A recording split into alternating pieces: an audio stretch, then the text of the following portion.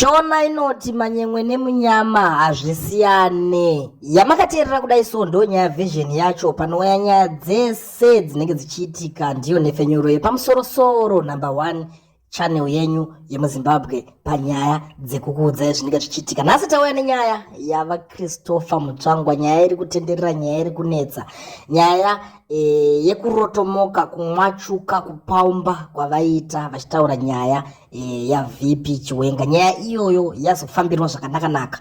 Tambotanga tichiona kwakasiyana-siyana, tichimbofunga nezvayo, tichinyatsoiongorora, asi nhasi pazongobudikira mumwe munhu ari kutaura kuti zvoni in the leaked voice recording, Chris Mutsvangwa has violated the Zimbabwe Official Secret Act chapter 11:9. He may plead he was drunk, but that's not an excusable defense.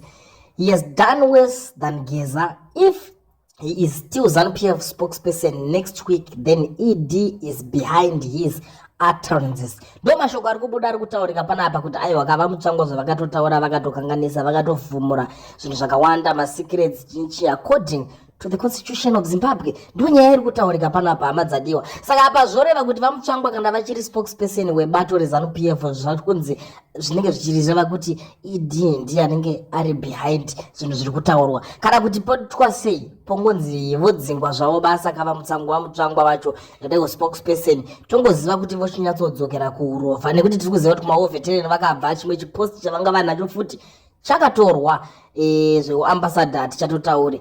Tongoziva kuti vangosarawo vangova card carrying member sevamwe vanhu vese vemuZimbabwe, nekuti tinoziva kuti kana zviri zvekuda kunovhoterwa izvi vakambozviedza zvikaramba, munhu wekuti haavhotereki. Saka pakurotomoka pakutaura zvese zvavaitaura ndo zvinhu zvaongororwa zvikaonekwa. Saka kuda kuti vaMutsvangwa vanofanira kunge vachitoonekwa kuti vatomboenda kumatare edzimhosva vanonyatsonobudisa nyaya yavo yavakataurai. Hatizive kuti zvichapera sei. Munongoziva kuti munhu as long as achiri muZANU-PF kusungwa kake kunonetsa, vanozosunga munhu kana vaakuda ivo.